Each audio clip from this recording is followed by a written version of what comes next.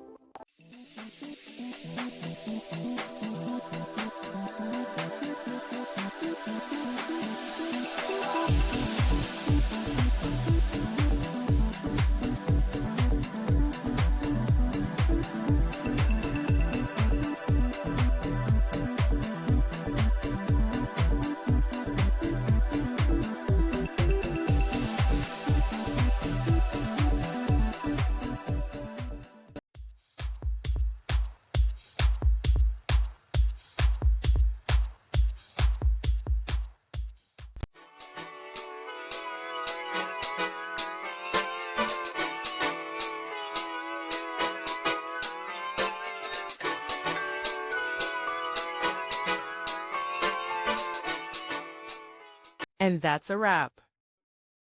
I hope you found the answer you were looking for. If you did, take a second to hit that subscribe button. It really helps out. And let me know in the comments which solution worked best for you. See you next time in the debug zone.